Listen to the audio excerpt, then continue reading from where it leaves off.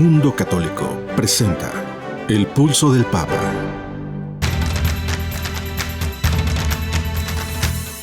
El Pulso del Papa, desde Ciudad del Vaticano. Servicios informativos de Ver y Creer. La actividad pontificia y los acontecimientos de relevancia mundial, con enlaces directos a Radio Vaticana, CENI y Vatican Information Services. El Pulso del Papa, desde Ciudad del Vaticano. Servicios informativos de Ver y Creer.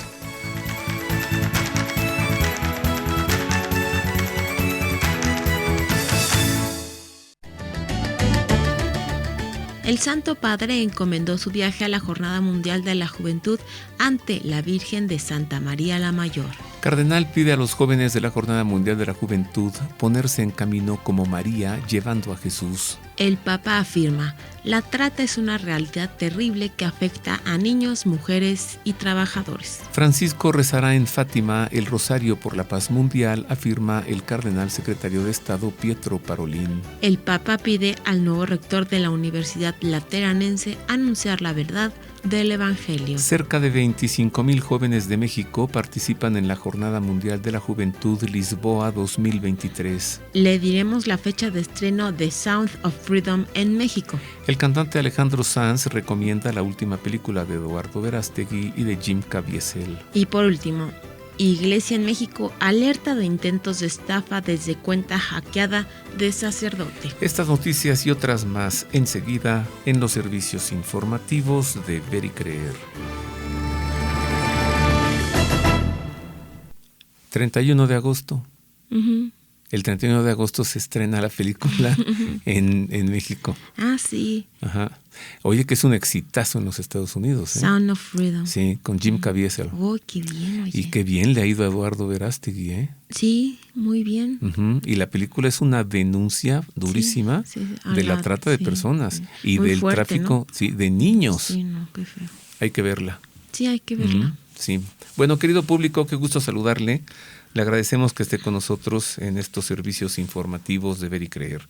Tenemos para usted hoy mucha información, muchas noticias y también trataremos un tema que usted nos ha pedido, las apariciones de la Virgen María en Garabandal.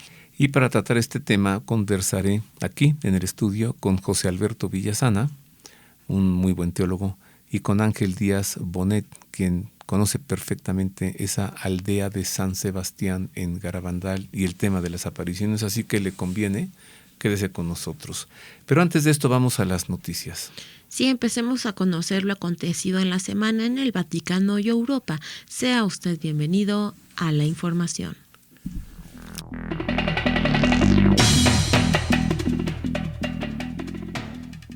Comenzamos con información vaticana para darle a conocer que la tarde del pasado lunes 31 de julio, el Papa rezó ante la imagen de la Virgen Salus Populi Romani en la Basílica de Santa María la Mayor, como suele hacerlo ante un viaje apostólico, esto en vísperas de su viaje a Lisboa, con ocasión de la Jornada Mundial de la Juventud. Según informó la oficina de prensa de la Santa Sede en un comunicado, el Santo Padre se detuvo en oración ante el icono de la patrona de Roma, encomendándole su viaje y a los miles de jóvenes que se encontrará con ellos en los próximos días.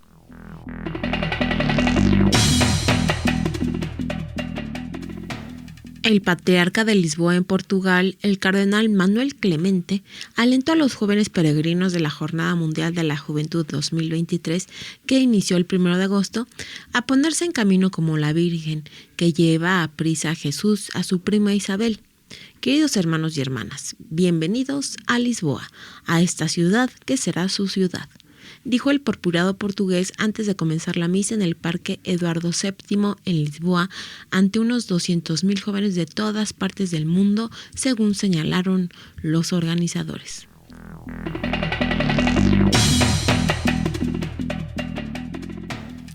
Con ocasión del Día Mundial contra la Trata de Seres Humanos de la Organización de las Naciones Unidas el domingo 30 de julio, el Papa Francisco expresó su condena a esta terrible realidad que afecta a millones de personas en el mundo y aseguró que la trata es una terrible realidad que afecta a niños, mujeres y trabajadores y bendijo a aquellos que luchan contra ella.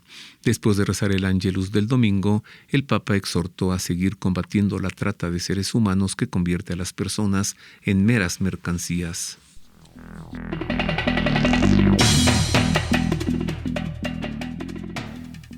En el Ángelus del domingo, Francisco meditó sobre la parábola del negociante que busca una perla de gran valor e invitó a evitar la mediocridad y la rutina, cultivando sueños de bien y buscando la novedad del Señor, quien siempre trae cambios y renueva la vida. ¿Estoy en pensión espiritual?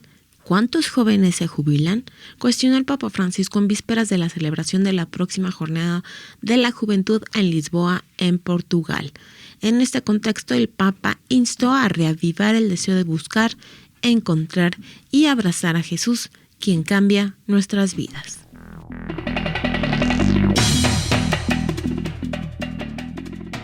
El cardenal Pietro Parolin, secretario de Estado, explicó que la etapa del viaje papal en Fátima, Portugal, fue deseada por el Papa Francisco para estar cerca de los enfermos y de los que sufren y para rezar por la paz del mundo.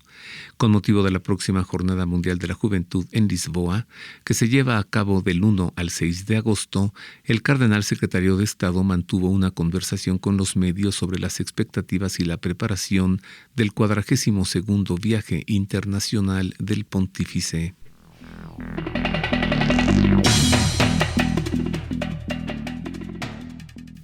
El viernes 28 de julio, el Papa Francisco envió 2 telegramas a los presidentes de las conferencias episcopales de Italia y de Grecia, el cardenal Matteo Zuppi y Monseñor Petros Stefanou, respectivamente, expresando dolor y pésame por las víctimas y los daños causados por los incendios y las inundaciones.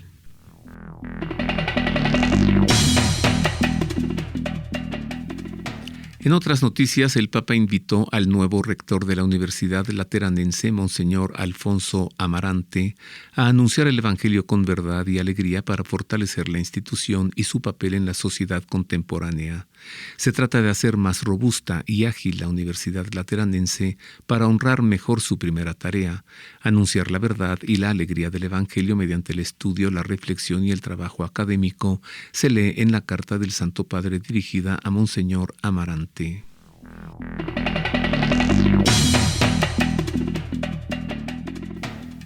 El reciente directo de Facebook en el que ha participado el Papa Francisco es una muestra más de la capacidad que tiene nuestro pontífice de transmitir su cercanía, especialmente a los jóvenes de hoy día. A lo largo de la historia, cada papa se ha ido adaptando a las formas de comunicación de su época. Si bien Benedicto XVI fue el primer pontífice en tener una cuenta oficial de Twitter, el Papa Francisco se ha convertido en el primero de la historia en aparecer en un directo de Facebook.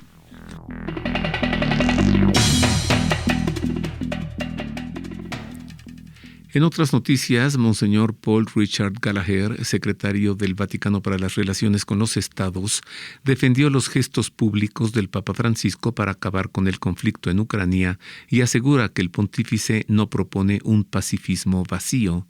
Así lo informó el cardenal Gallagher durante la presentación en Roma del volumen de la revista geopolítica Limes titulado Lecciones Ucranianas, que tuvo lugar el jueves 13 de julio.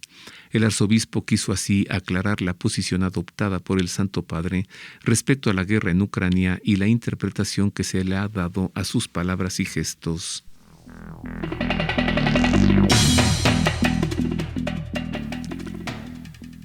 El obispo de la diócesis de Sulmona Valva en Italia, Monseñor Michel Fusco, ha decidido abolir definitivamente en su jurisdicción eclesial la presencia de padrinos y madrinas de bautismo y confirmación.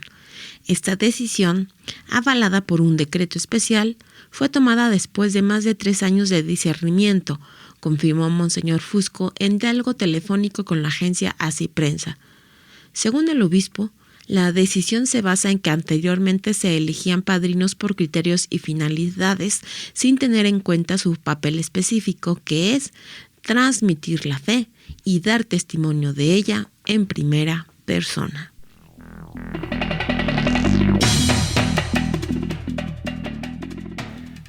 En noticias de Irak le informamos que el presidente de la nación, Abdul Latif Rashid, revocó el decreto republicano que reconocía al patriarca Luis Rafael Sacco, arzobispo de Bagdad, como máximo líder de los católicos de rito caldeo en el país y en el mundo, encargado de administrar los fondos y las propiedades de la Iglesia en esa nación islámica. El comunicado del mandatario, con fecha 3 de julio, precisa que su decisión se basa en que el decreto 147 del 10 de julio de 2013, promulgado por el entonces presidente Jalal Talabani, que reconocía al patriarca Sacco como máximo líder de la Iglesia caldea, no tendría base constitucional ni legal.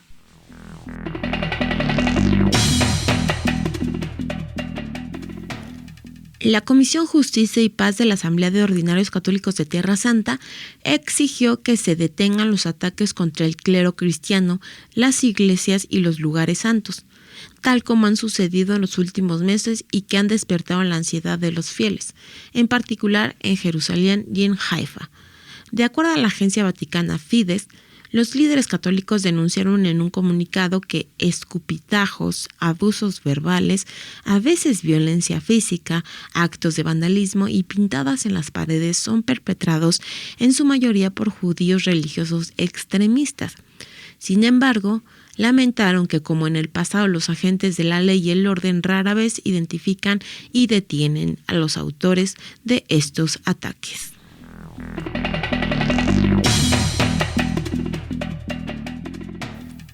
Hasta aquí las noticias, y durante los próximos días, las próximas 2 semanas, pues estaremos llenos de noticias de la Jornada Mundial de la Juventud en Lisboa. Usted ha quedado bien informado. Más adelante le daremos a conocer sucesos ocurridos en América y en México. Ahora escuchemos una nota que también habla de la entrevista, que se trata de los acontecimientos de Garabandal. En la cordillera Cantábrica, en la provincia de Santander, en España, en la aldea de San Sebastián de Garabandal, en varias ocasiones se apareció el arcángel San Miguel entre el 18 de junio y el 1 de julio de 1961 para preparar a 4 niñas de entre 11 y 12 años de edad para que fueran las videntes de varias apariciones de la Virgen María ocurridas entre 1961 y 1965. Durante su última manifestación, el arcángel les anunció a las niñas que la Virgen se les aparecería al día siguiente, 2 de julio, festividad de la Visitación. Las niñas describieron a la Virgen María con las características de una joven judía, con un vestido blanco, el manto azul, la corona de 12 estrellas doradas, las manos estiradas con un escapulario marrón, cabello largo, castaño oscuro y raya en medio. La cara alargada con nariz muy fina, los labios un poco gruesos. Aparentaba unos 17 años y era más bien alta. Durante las apariciones ocurrieron prácticamente todos los fenómenos de la teología mística, como son levitaciones, marchas y caídas estáticas, lenguas extranjeras y cánticos en griego, francés y latín, profecías, adivinación de pensamientos, identificación de personas y descubrimiento de cosas, sincronismo en los cambios de expresión, insensibilidad física total, cambio de peso y conocimiento de conciencias, entre otras cosas. En los casi 4 años que duraron las apariciones de la Virgen, se mostró como madre cariñosa, aunque exigente, y entregó toda una catequesis doctrinal, moral y espiritual. Además, reveló 2 mensajes, uno el 18 de octubre de 1961 y otro el 18 de junio de 1965. El primer mensaje indica: hay que hacer muchos sacrificios y mucha penitencia, y tenemos que visitar mucho al Santísimo, pero antes tenemos que ser muy buenos, y si no lo hacemos vendrá un castigo. Ya se está llenando la copa, y si no cambiamos vendrá un castigo.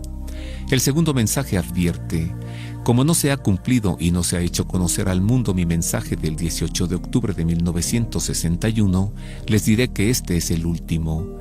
Antes la copa se estaba llenando, ahora está rebosando. Los sacerdotes, obispos y cardenales van muchos por el camino de la perdición y con ello llevan a muchas más almas. A la Eucaristía cada vez se le da menos importancia. Deben evitar la ira de Dios sobre ustedes con sus esfuerzos. Si le piden perdón con sus almas sinceras, Él los perdonará. Además, la Virgen María profetizó 3 acontecimientos de dimensión universal: un aviso, un gran milagro y un castigo. Así fueron las apariciones de la Virgen María en Garabandal. Esto para comenzar. Sí. Para profundizar en este tema, la entrevista con José Alberto Villasana y con Ángel Díaz Bonet, pero esto después de una pausa que hacemos en este momento y luego regresamos con esto, las apariciones de la Virgen María en Garabandal, España. Queremos conocer su opinión. Contáctenos en nuestro correo electrónico elpulsodelpapa@vericreer.com. Continuamos hoy con los servicios informativos de Ver y Creer. Continuamos con la entrevista. Hoy conversaré con Ángel Díaz Bonet y con José Alberto Villasana. Ángel ha hecho muchísimas peregrinaciones a Tierra Santa, a Roma, a santuarios marianos en diversas partes del mundo y particularmente a la aldea de San Sebastián en Garabandal, España. Y José Alberto Villasana es teólogo y es un gran analista también de las apariciones de la Virgen María. Bienvenido, Ángel. ¿Qué tal, Roberto? Gracias por la invitación. Bienvenido, José Alberto. Gracias a ti por la invitación. ¿Con quién te escribes tú de Garabandal? Bueno, un par de asesores, asesores de la película que estuvieron en el rodaje, aportando información sobre los acontecimientos. Y creo que incluso uno de ellos al final lo agarraron de actor y lo metieron también ahí. Ajá. Y él vive en Madrid y 2, 3, 4 veces al año lleva grupos de peregrinos, igual que hace Angelito, de varias partes de España, los lleva a Garabandal. ¿Cómo es Garabandal, Ángel? ¿Cómo es ese lugar? Para luego ver por qué la Virgen se aparece allí, ¿no? Y quiénes son estas niñas. Sí, claro, la Virgen no se aparece por azar en ese lugar. Está en los picos de Europa, en la cordillera norte de la península ibérica, cerca de la ciudad de Santander, en provincia de Cantabria.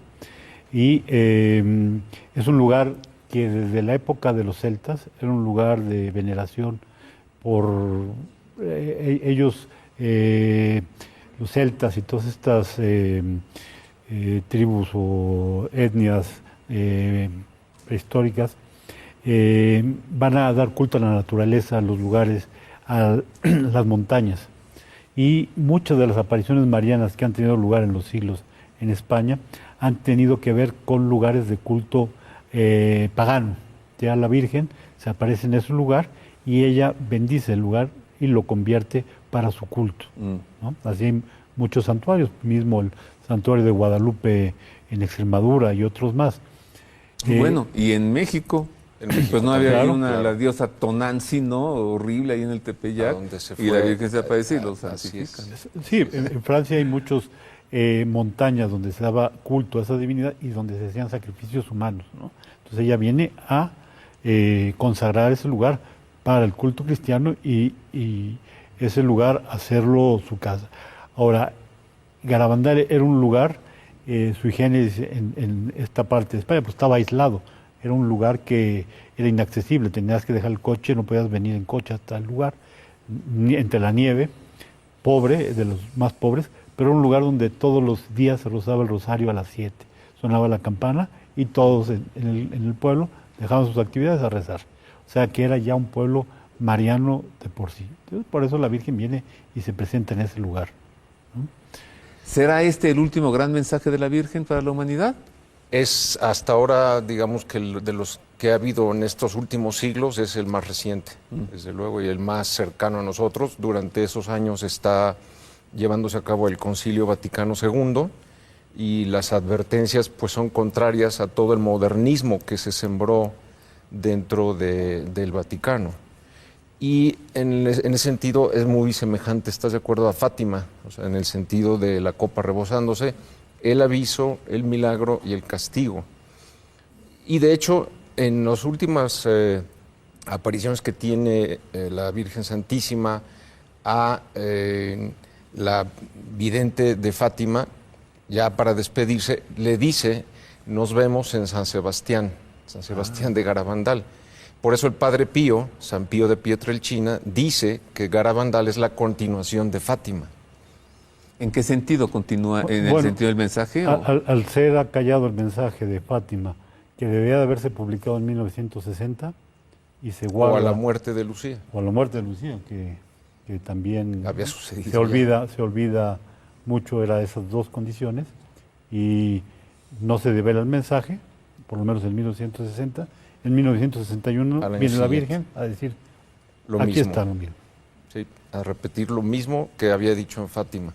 Y la diferencia de la copa que se está llenando en 1961 a en 1965, que está rebosando, ¿por qué pasó entre 1961 y 65? O sea, siempre dentro del acontecimiento Garabandal. Es que las apariciones duraron 4 años. Sí, de hecho es único en ese sentido.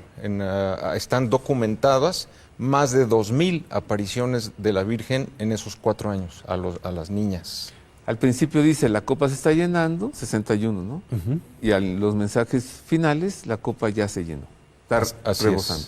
Así es. Y habla... En solo 4 años. Sí. Y habla del conflicto interno de la Iglesia, donde hay obispos, sacerdotes, y cardenales que llevan a muchos por el camino, que van por el camino de la perdición y llevan a muchas almas. Pero ¿se refiere a una situación interna en la Iglesia en aquel entonces o se refiere a situaciones que habrían de venir? Como lo que sucede hoy. Hoy es un hecho que hay crisis en el pontificado, hay crisis en la sede apostólica, hay crisis en la Iglesia. Digo, y no es que yo esté editorializando, basta con ver los documentos que le mandan al Papa y, por ejemplo, el cardenal Vigano diciendo que renuncie. Digo, si esto no es crisis, entonces, ¿qué es? ¿Se refiere ya a su momento o a más adelante? No, ya existía. Es ahora aflora, pero eso viene desde el finales del siglo XIX. Desde el siglo XVIII. Ya el Papa San Pío X había dicho que el modernismo es la cloaca de todas las herejías, el vertedero de todas las herejías. Entonces, ya a León XIII, a Pío IX, les tocó enfrentar ya esa infiltración masónica, comunista dentro de la Iglesia, que tenía el propósito de destruir la fe, de apartar a los fieles de la oración, de la penitencia, de la práctica de los mandamientos. Entonces, son mensajes de la Virgen que se van repitiendo y este es el último, este es el más reciente. Y dentro de las discusiones del Vaticano II, que no se conocen, hubo una batalla entre los cardenales y obispos que venían de la antigua escuela de Pío XII, ¿no? Los nombrados por él, contra los que venían de Juan XXIII y Pablo VI, que venían con una tendencia progresista y modernizadora de la Iglesia. Y no solo, contraria a María, porque los obispos en el concilio, más de 300 obispos, habían ya firmado la solicitud de que dentro de las constituciones existiese una dedicada a la Santísima Virgen como medianera y corredentora, Madre de Dios, etcétera. Era una constitución que se había preparado, estaba ya firmada, y pues resulta que Juan XXIII y Giovanni Battista Montini bloquean ese documento y relegan a María a una partecita y un capítulo de la Lumen Gentium, sin importancia. O sea, había un ataque ya contra la Santísima Virgen dentro del concilio. Y sabemos que su origen es el mal. Claro, por supuesto. Porque ella pisa la cabeza a la serpiente. Y otra cosa también muy trascendental es la Eucaristía. La Virgen se va a hacer referencia a que cada vez se toma menos en cuenta la Eucaristía. Y en el concilio se sabe bien que se invita a los protestantes, se invita a otros, es el primer concilio donde hay presencia no católica, y se trata de acercarse a ellos tratando del tema eucarístico, relegándolo y no, porque eso puede ser ofensivo para los otros. Entonces, Garabandal ve venir el concilio. Se vive en ese momento el concilio. En ese mismo momento que suceden. Son una serie de fenómenos que se dieron, que no vemos, por ejemplo, en Fátima o en otras apariciones. Las niñas levitadas, de hecho la película lo refleja muy bien, levitadas, la gente las veía levitadas, caerse, correr de espaldas a altísima velocidad. Y en lo de la comunión, o sea, ellas recibían la comunión directamente del ángel diariamente, pero la gente le pide a Conchita un milagro y queremos ver un milagro, y entonces ante esta insistencia, en una ocasión, es que sí se vio el momento en que Conchita recibe la Eucaristía. Se materializa en su lengua. Lo vimos hace rato, sí, en una imagen. Un empresario trae una cámara, estaba filmando todo y resultó que en ese momento fue el milagro de la Eucaristía que acabamos de ver. Es una confirmación de tantos eventos místicos para dar certidumbre al lugar, a la aparición, a lo mismo que los testimonios de santos, los santos del siglo XX, entre ellos pues la Madre Teresa, amiga de Conchita, y aparte de alguna forma intervino en las entrevistas. Y o sea, la Madre Teresa era devota y además testigo de Garabandal. El Santo Padre Pío tenía bilocaciones y tenía encuentros místicos. Él, antes de morir, va a ver el milagro y se los va a participar a sus compañeros capuchinos. He visto el milagro y mi sudario que me van a poner, hagan favor de llevárselo a Conchita. Yo vi el milagro. El San José María Escrivá de Balaguer venía a ver, antes de que se impidiera luego la entrada de sacerdotes, venía también la Madre Maravillas. O sea, santos del siglo XX, del final, van a estar. Lo certifican. De alguna manera avalan con su presencia, con su interés, el acontecimiento. La Madre Angélica, que tiene una opinión bastante... Ella era... Pero ella misma dice, yo certifico que es una obra del cielo. Sí. Y por esto, y por esto, y por esto. Y el testimonio del doctor Luis Morales, que era el que dirigió la comisión investigadora al inicio para interrogar y hacerles toda una serie de experimentos científicos, y que dice pues que no, que es todo una falsedad, es un fraude.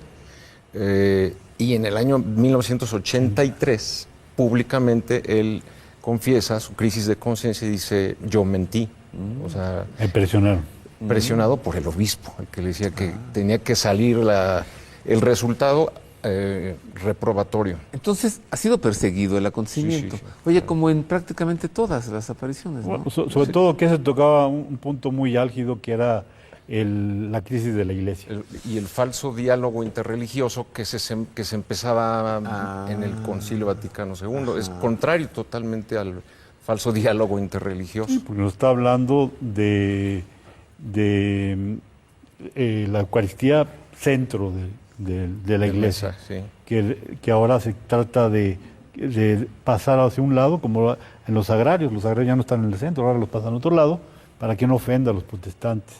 Habla de las obras, las niñas le dice, ahora las manos las tienen vacías. Cuando en el Vaticano se estaba sembrando solamente la fe salva. La sola fe. ¿Cómo? O sea, las niñas videntes le dicen que llévame contigo. Conchita le dice, ya te vas a ir, se iban a terminar las apariciones, y llévame contigo. Y la Santísima Virgen le dice, no, yo no te puedo ahorita llevar conmigo porque tienes las manos vacías. Sin obras. No tienes obras. Ahí hasta está, que entonces, tenga las manos llenas, confirma, pues ya te llevaré. En la escritura de la carta del apóstol Santiago. Nuestra fe sin obras es una fe muerta. Y habla de la condenación, del infierno. Además. Así es. Si no se convierten y si no hacen caso, no quiero vuestra condenación. Yo no quiero, vengo a evitarla. Confirma la existencia del infierno. Claro. Pues sí, en efecto, no nos viene nada mal atender a este llamado. A ver, ya vino la Virgen María, ya nos lo dijo. Ustedes ya lo saben, ya nos lo explicaron a nosotros.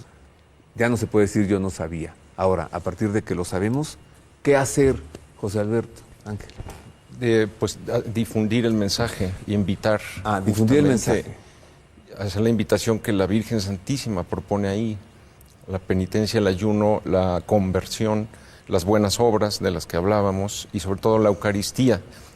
En una de las apariciones regaña a Conchita, dice, porque mi hijo está triste porque lo visitas pocas veces y él está día y noche ahí esperándote.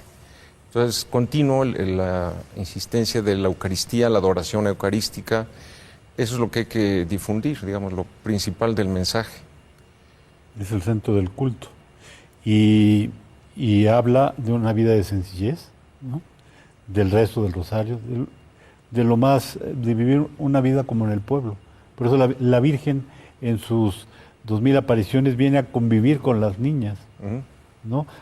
Sería una madre, una catequista, una compañera de juegos, incluso. Jugaba con las niñas, era una convivencia muy sencilla, diaria. Estamos en una vida atacada por el hedonismo, por el placer, por el fama, por cosas que vivimos toda la vida atormentando en tener un reconocimiento. Ahora, si no perteneces al grupo, los niños se tienen que meter en estas trampas del internet y todo con el afán de pertenecer, y ya no juegan. Ser aprobados. Entonces, la Virgen nos dice, hay que ser sencillos. Y el cultivar tu vida interior en penitencia, en oración, en adoración al Santísimo, te va a preparar para lo que viene. Así es. ¿Hay algún indicio, José Alberto, de poder calcular más o menos cómo sería el castigo que ella profetiza? ¿De cómo sería? Ella, la Virgen María, sí. Bueno, ¿cómo sería ese castigo? En la Biblia... Respecto a Fátima, algo... Fátima, hay lo mismo, ¿no? El aviso, después un milagro, después un castigo. Por eso yo digo que creo que se refieren a las tres mismas cosas. Ajá. Y el castigo, bueno, pues el castigo está más que descrito en la Biblia desde el Antiguo Testamento con lo que los profetas llaman el gran día de la ira del Señor, el día de la ira de Yahvé, que viene a suceder, digamos, para los que conocen un poco de escatología, en la segunda mitad de la gran tribulación. Ahí es donde se sitúa el gran día de la ira del Señor, que corresponde a las 7 copas del Apocalipsis, que son, digamos, unas plagas tremendas. O sea, son una serie de castigos, parecido a lo de Egipto, pero a nivel planetario. Y es la pasión de la Iglesia. Ahí está. Exactamente. La pasión de la Iglesia y el catecismo. Sí, por cuanto a los tiempos, Conchita dice que cuándo sucederá.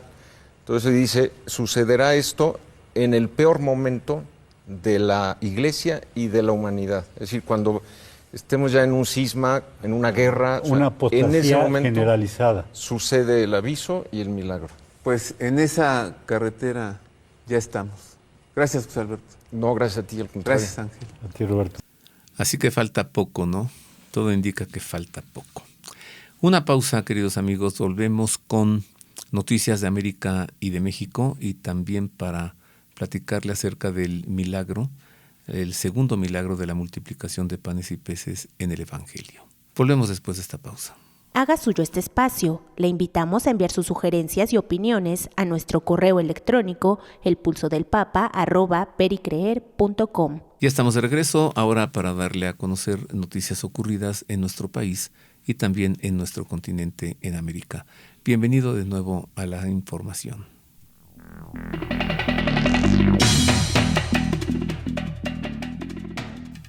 Cerca de 25,000 jóvenes de todo México participarán en la Jornada Mundial de la Juventud de los Lisboa 2023 a inicios de agosto.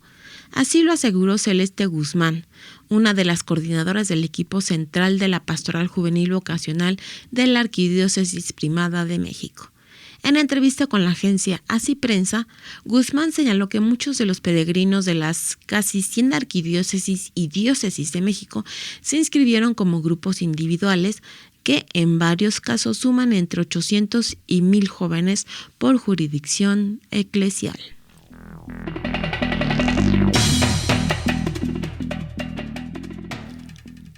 En otras noticias, el equipo del actor y productor Eduardo Verástegui confirmó la fecha de estreno de su exitosa película Sound of Freedom en los cines mexicanos, el 31 de agosto.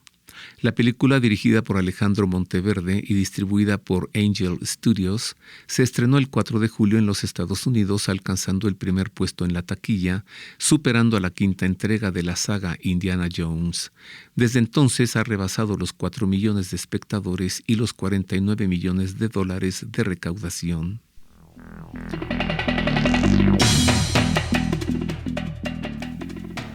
El artista español Alejandro Sanz recomendó la película Sonido de Libertad, producida por el mexicano Eduardo Verástegui y protagonizada por Jim Caviezel.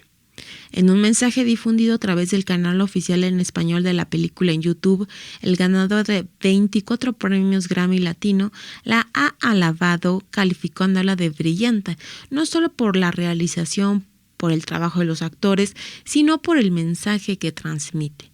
El cantante español subrayó que la producción cinematográfica está creando un movimiento para luchar contra el tráfico de niños en el mundo, que es enorme. Son casi 2 millones de niños con los que se trafica al año.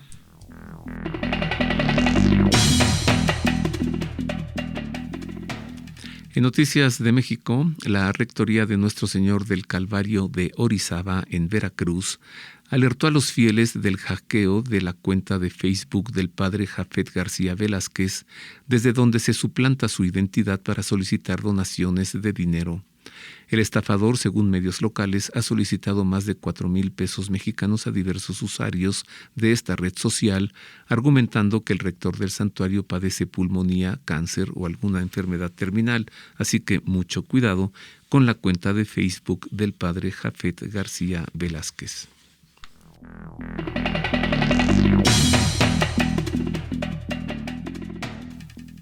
La justicia en Bolivia avanza para esclarecer los casos de abusos que involucran sacerdotes y religiosos, en su mayoría de la Compañía de Jesús. Con ese fin, la Fiscalía solicitó colaboración a la Iglesia para identificar a los provinciales de la orden en los momentos en que se dieron los hechos. El fiscal departamental de Chuquisaca en Bolivia, Mauricio Nava, pidió al arzobispado de Cochabamba los nombres de quienes fueron autoridades de la Compañía de Jesús durante los años de 1999, 2000 y 2001, en los que, según las denuncias, ocurrieron los abusos sexuales.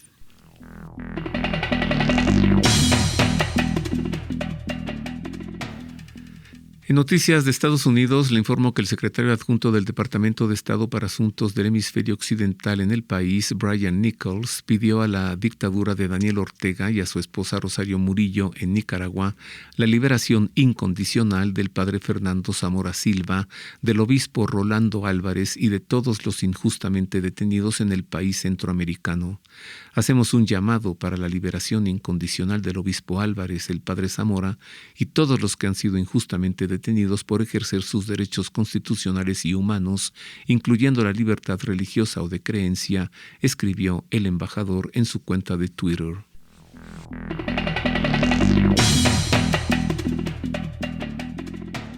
Los obispos de las diócesis presentes en el departamento de Nariño, en Colombia, pidieron la libertad del intendente Luis Alberto Gómez Olivar, comandante de la policía en el municipio de Colón, Génova, que fue secuestrado hace unos días por el Ejército de Liberación Nacional. El 29 de julio, la policía de Colombia confirmó el rapto del efectivo, quien se encontraba de permiso. El secuestro ocurrió entre los municipios de Florencia y Mercaderes cuando Gómez Olivar iba vestido de civil y en un vehículo particular.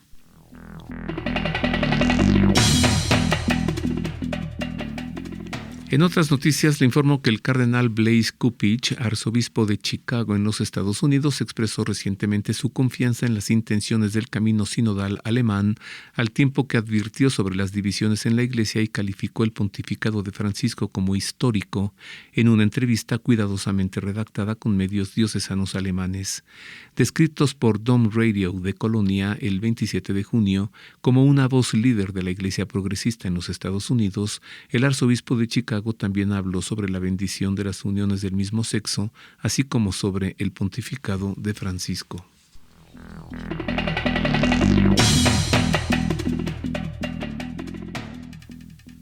¿Sabías que la escultura de la Virgen de Guadalupe más grande del mundo se encuentra en el Estado de México? Esta monumental obra está ubicada en un parador turístico de la comunidad de Ahuehuete, a 96 kilómetros de la Ciudad de México. La obra se encuentra escondida entre los árboles y las montañas del Parque Turístico de El Ahuehuete, en el municipio de Ocuilán. Para llegar a ella, el turista o peregrino debe de subir 640 escalones. La escultura, elaborada en bronce, pesa 110 toneladas y mide 33 metros de altura por 11 metros de ancho.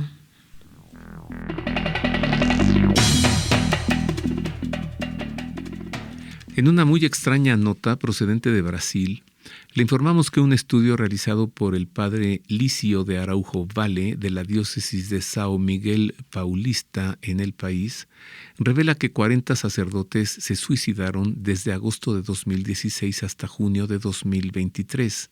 El suicidio entre sacerdotes es un fenómeno complejo y multifactorial donde el estrés, la soledad y la carga excesiva se presentan como factores de riesgo junto con el clericalismo. ¿Qué hay detrás de estas trágicas pérdidas en la comunidad eclesiástica? La búsqueda de respuestas comienza con la muerte del padre Bonifacio Bussi a los 57 años de edad, se lee en artículo publicado en Vatican News en lengua portuguesa.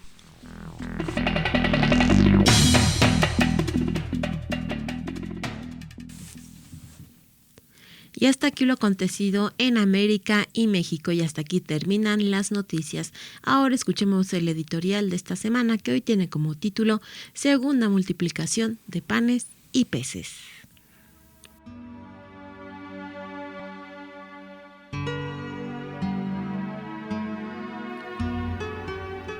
El Evangelio de San Marcos refiere en 2 ocasiones el milagro de la multiplicación de panes y peces, aunque es posible que el segundo relato sea un duplicado de la primera multiplicación.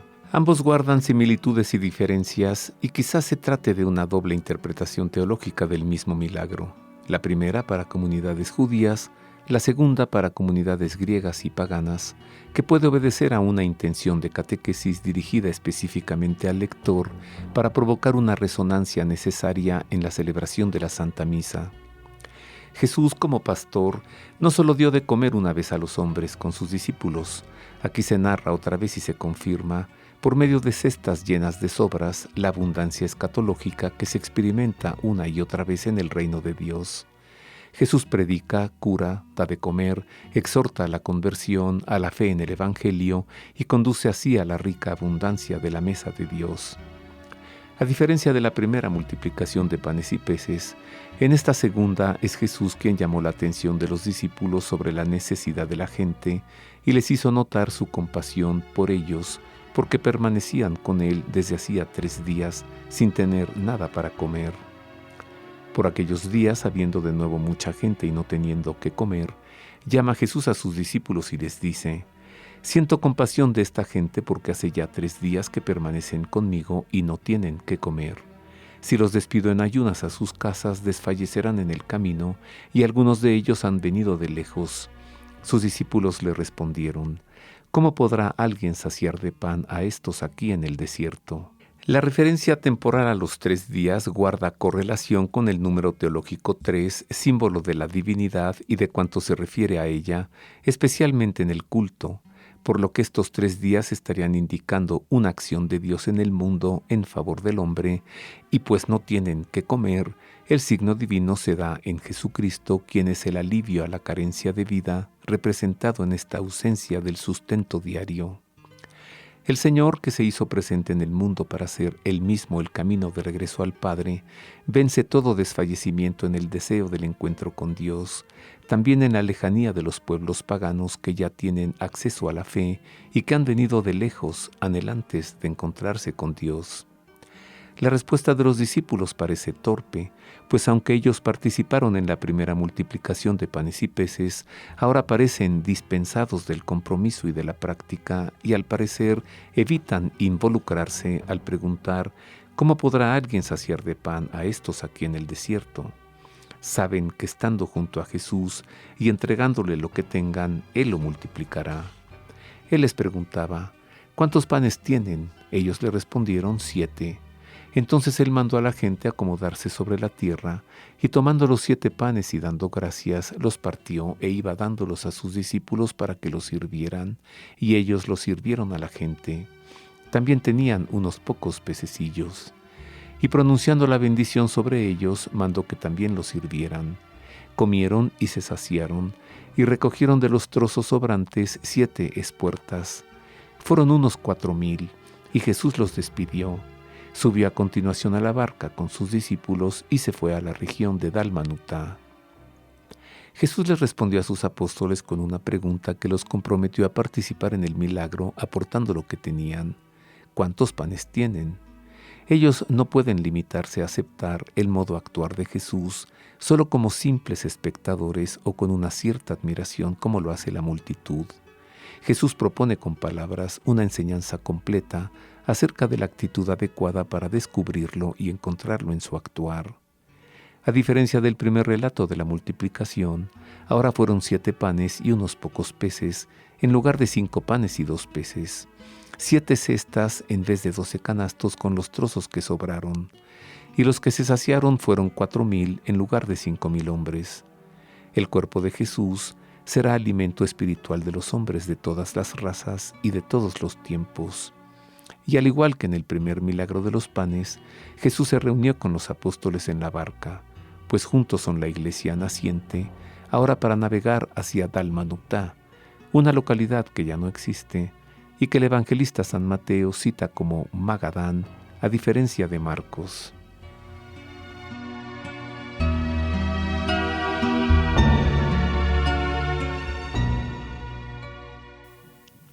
Bueno, esa fue la segunda multiplicación. ¿Y la primera cuál fue? Pues también Jesús multiplicó panes y peces en 2 ocasiones en el Evangelio de San Marcos, pero hay teólogos que sostienen que no hizo 2 veces el milagro de la multiplicación de panes y peces, sino que el evangelista Marcos refiere 2 veces un mismo milagro. Pero la cosa es que, bueno, el significado ahí está, es la antelación a la Eucaristía. Con esto terminamos, es todo por ahora. Entonces al cine el 31 de agosto, ¿no? Sí. Bueno, y nos vamos. Váyase preparado para ver cosas fuertes. Ah, pues sí. Sí. Nos vamos, le deseamos que tenga una muy buena semana, que Dios le acompañe. Hemos estado con usted en la redacción Ana Guadalupe Silvestre, en la operación Miguel Ángel Mejía y en las voces informativas Marisa O'Farrill y Roberto Farril, quienes la abrazamos de todo corazón y le deseamos que Dios le guarde. Hasta luego y nos escuchamos la próxima semana. Le dejamos con la bendición del Santo Padre. Dominus vobiscum. Et cum spiritu tuo. Sit nomen Domini benedictum. Et hoc nunc et usque in seculum. Aiutorium nostrum in nomine Domini. Qui fecit caelum et terram. Benedicat vos omnipotens Deus, Pater et Filius et Spiritus Sanctus. Amén.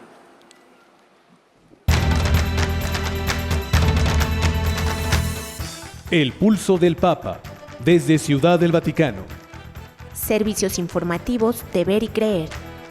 La actividad pontificia y los acontecimientos de relevancia mundial, con enlaces directos a Radio Vaticana, Zenith y Vatican Information Services. El pulso del Papa, desde Ciudad del Vaticano. Servicios informativos de Ver y Creer.